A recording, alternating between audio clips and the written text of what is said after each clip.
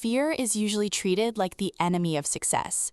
But when you look at the world's greatest investors, many of them built enormous wealth during the moments everyone else was terrified. So here's my question. How can fear, something most people avoid, actually become the force that creates millionaires? That's one of the biggest paradoxes in investing. Fear itself isn't the problem. It's what fear makes you do. Think about it this way.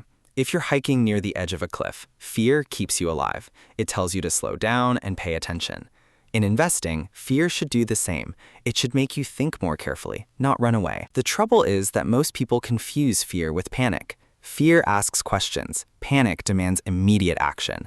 That's why during market crashes, millions of people sell excellent investments at the worst possible time. They aren't making financial decisions anymore. They're making emotional decisions. Interestingly, millionaires often experience the exact same fear. Their heartbeat rises. They wonder whether prices could fall further. They're human too. The difference is that they've trained themselves to respond instead of react. They understand that markets have recovered from wars, recessions, financial crises, and global uncertainty. History repeatedly rewards patience. Imagine walking into a store where everything is suddenly 50% off. Most people would start shopping. Yet when the stock market offers that same discount, people run for the exit. Why? Because our brains associate falling prices with danger instead of opportunity.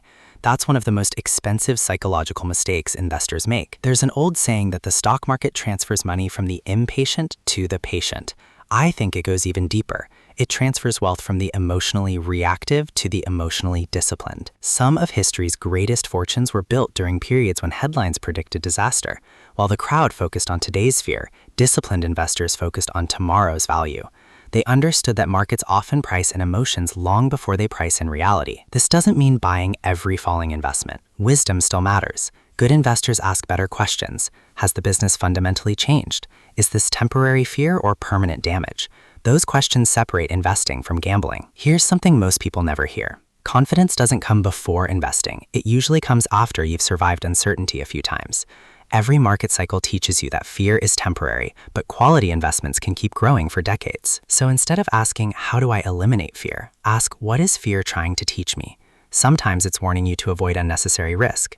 Other times it's quietly pointing towards an opportunity everyone else is too frightened to see. In the end, fear doesn't create millionaires on its own. The ability to stay rational when everyone else becomes emotional does. Wealth isn't built by predicting every market move. It's built by mastering the psychology behind your own decisions. And once you learn to do that, fear stops being your enemy and becomes one of your greatest financial teachers. That's a powerful way to look at it. If this conversation changed your perspective, subscribe for more insights into the psychology of investing. Leave a comment with your biggest takeaway, and I'll see you in the next episode.